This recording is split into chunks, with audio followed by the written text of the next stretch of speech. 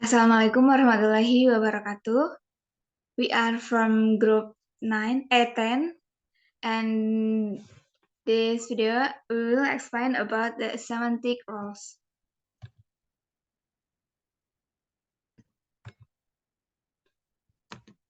And this is our team. Me, Dewi Pujanti, Dinda Anissa Yusuf, and Dita Nabila. The first material will be explained by me. Definition. Semantic role refers to the way in which the referent of the noun phrase contributes to the state, action, or situation described by the sentence. The semantic role of a noun phrase differs from its syntactic role as a subject, object, and so on. Jadi semantic role di sini tuh kata itu berperan sebagai apa di dalam sentence tersebut. Nah, kata itu dibedakan perannya kan sebagai subjek, objek, ada juga sebagai adverb atau prepositional phrase. Next, the first is agent and patient. Agent is the responsible initiator of an action, and the patient, the entity that directly receive the action of the verb. Nah, agent di sini pun bisa disebut sebagai the one who performs an action. Jadi orang yang melakukan aksi tersebut gitu. Nah, kalau patient di sini, patient or team, one or thing that undergoes an action that affect or act even by the action expressed by a verb. Jadi patient itu sesuatu yang bisa berubah sesuai dengan aksi gitu, yang dipengaruhi juga oleh verb-nya. Nah, sebagai contoh di sini ada satu kalimat, the lion licked the trainer. Ini tuh contoh kalimat aktif dan pasif. Yang pasifnya, the trainer was licked by the lion. Nah, in both sentence, the agent is the lion and the patient is the trainer. Sama saja keduanya. Di kalimat aktif, the lion-nya sebagai agent, dan di kalimat pasif pun the lion tetap sebagai agent. Because the sentence describe the same meaning and hence have the same referential meaning. Can thus be explained by the fact that in both sentences, each noun phrase has the same semantic role. In active voice, an agent is the subject and the patient is the object. In active itu yang pertama ini. Nah, di yang in the passive voice, create the different argument structure. Patient, the subject, and an agent is object, but they have a same meaning. Jadi yang di pertama tuh the lion sebagai agent. Kenapa? Karena the lion itu yang beraksi gitu, yang melakukan action gitu. Dia kan yang lead the trainer. Nah, di kalimat kedua pun tetap the lion yang agentnya. Karena apa? Karena ini kalimatnya hanya dibalikkan, hanya dibalik saja gitu strukturnya. Jadi tetap the lion yang melakukan lead kepada the trainer. Nah, the trainer ini sebagai patient karena dia seperti yang berubah tergantung verbnya. Jadi leak apa nih di sini tuh, the lion tuh leak apa? Leaknya the trainer. Nah, trainernya sebagai the patient-nya tuh. Nah, di sini siapa yang di leak by the lion-nya itu siapa gitu kan? The trainer. Siapa atau apa gitu kan, seperti itu. The trainer. Nah, trainer di sini tuh sebagai patient. Jadi the lion sebagai agent and the trainer sebagai patient di kalimat aktif maupun pasif. Okay, next, location. Location is the place where an action happens. As we know ya, ini sudah jelas gitu, lokasi di mana kejadian itu berlangsung. Ada 3 contoh di sini. Yang pertama, it rains in Spain. Yang kedua, the Midwest is cold in winter. Dan yang terakhir, Terry wax the skis in the attic. Nah, the location ini pun, lokasinya pun dalam kalimat bisa berbeda-beda. In the end of sentence, in the middle of sentence, gitu. Tapi tetap sudah jelas gitu. Di mana yang hujan itu? Ya di Spain gitu. Di mana yang dingin itu? Nah, di Midwest. Terus Terry itu waxnya di mana? In the attic. Nah, jadi sudah jelas jika di sini tuh lokasinya tuh di mana. Jadi di dalam sentence tuh kan ada orang yang melakukan apa, melakukannya di mana. Gitu. Nah, ini tuh location itu untuk menjawab the question where gitu, where the action happens, ya di Spain, di the Midwest, and in the Arctic. Okay, that's all from me. The next material will be delivered by Dinda. For Dinda, time is yours. Okay, Dewi, thank you. For the next material is goals and source. Next.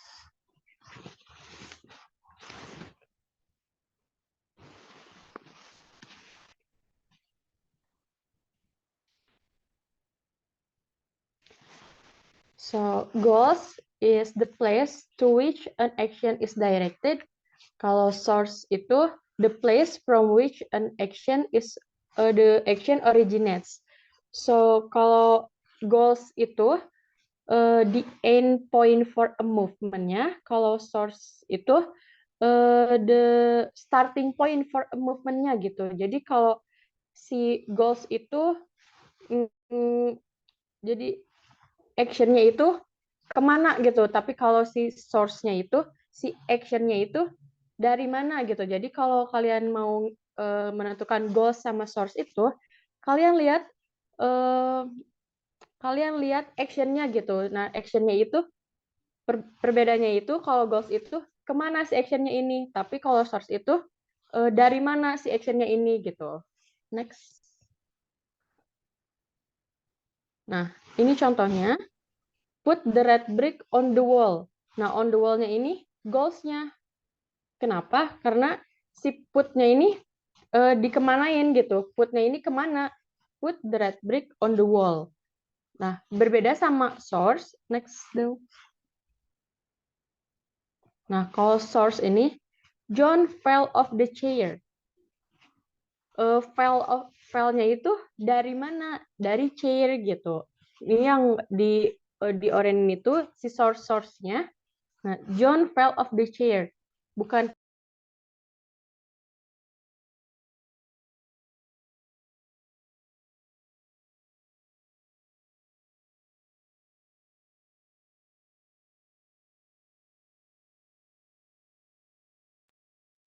gitu, bukan smell-nya itu kemana, tapi smell-nya itu dari mana? Smell-nya itu dari onions. Jadi ini disebut source gitu. Nah, next. Nah, biar lebih jelas lagi, di green one is the source and the orange one is the goals. The senator sent the lobster from Boston to Seattle. Nah, si send-nya itu, si action-nya itu dari mana? Dari Boston dulu, terus kemana? Ke Seattle gitu. Jadi si actionnya itu berasal dari Boston, terus kemana? Ke Seattle gitu. Jadi kalau si source itu the starting point for a movement, kalau si goals itu the end point for a movement-nya gitu. Next. Terus the next is instrument. Instrument the means by which an action is performed. Nah, ada kata kuncinya, key-nya itu ada object used to carry out an action. Instrument generally refer to the tools, machinery, and device that are used to carry out human process, event in the environment. However, natural entity guys can also use natural instrument. Tapi bedanya kalau natural instrument itu nanti adanya di cause. Nanti akan lebih lanjut dijelaskan oleh Ditasa. Next. Nah, for the example, Dinda was injured with a stone. Nah, kita bisa lihat kalau with di sini tuh pasti memerlukan human prosesnya gitu. Dinda terluka dengan batu. Nah, pasti kalau ada with di sini berarti ada human prosesnya gitu. Gak mungkin si batunya itu sendiri gitu. Berbeda nanti kalau misalnya Dinda was injured by a stone, oleh batu. Nah, itu bisa aja sama natural process gitu. Jadi kalau ada human prosesnya berarti itu instrumen gitu. Karena instrumen itu bisa disebut juga sama the medium atau media gitu. Terus contoh yang keduanya itu Mario cuts hair with the razor. Nah, si instrumennya itu with the razor. Kenapa ini bisa dikatakan instrumen? Karena udah pasti si razornya itu digunakan oleh manusia gitu, gak mungkin gerak sendiri atau natural process. Jadi itu disebut instrumen gitu. Next. Okay, that's all from me. Back to the moderator. Okay, thank you, Dinda. The next material will be explained by Ditasa. For Ditasa, time is yours. Thank you, Devi. Okay, for next material is experiencer and causative. First, I will talk about experiencers. Experiencers is a specific semantic or thematic role of the persons whose mental faculties are involved in the physiological state denoted by an emotive predicate. So it denotes a participant in an experiential situation that undergoes an experience. So normally experiencer is an entity that receives a sensory impression or in some other way is the locus of some event or activity that involves neither volition nor a change of state. Jadi bisa diambil kesimpulan experiencers itu tuh peran di mana kalimat phrase noun tidak memiliki peran agent, tapi diganti oleh peran experiencer. Seperti contoh individu yang sedang diidentifikasi oleh perasa yang mengalami perasaan atau sensasi sesuatu. Kayak misal contoh, Mr. Young felt tired and went to sleep. Nah, Mr. Young ini yang berperan sebagai experiencer karena dia yang merasakan rasa lelah. Peran agent dan experiencer memang memiliki tempat atau posisi yang sama. Namun keduanya jelas mempunyai peran yang berbeda dalam sebuah kalimat yang berbeda juga. So, next is about causative. Causative sendiri itu a natural force that cause a change. Causative verb itu kata kerja yang digunakan untuk menunjukkan jika subjek tidak bertanggung jawab langsung terhadap aksi yang terjadi, melainkan seseorang atau sesuatu yang lain yang melakukan aksi tersebut. Contohnya, I had my hair cut. So, bisa disimpulkan causative verb itu adalah kata kerja yang digunakan untuk menunjukkan bahwa subjek membuat seseorang atau sesuatu melakukan sesuatu aksi. Contoh causative verb antara lain allow, cause, confines, so get, have, help, and other example. Namun yang paling populer dan umum digunakan antara lain seperti kata make, have, get, or let. So, contoh next Dewi.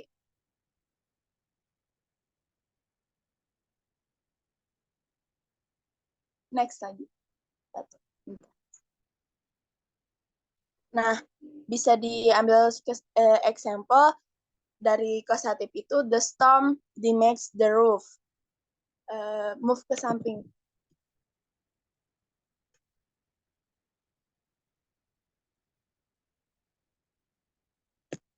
And the last material is possessor. Possessor ini tuh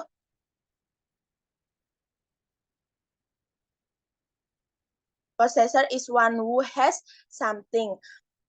The possessor is the semantic role designed to the animate and usually human entity which has another entity in its personal sphere. Jadi possessor itu tuh peran semantik yang diberikan kepada entitas yang bernyawa. Contoh kayak manusia yang memiliki entitas lain dalam lingkup pribadinya. Domainnya kognitif, kepemilikannya melampaui protopikal, yaitu memiliki sesuatu. Nah, contoh kalimatnya next week. Satu lagi. Nih, contoh kalimatnya, the lips of the child moved into the smile. Maybe not here what I can deliver to you, and I back to the moderator.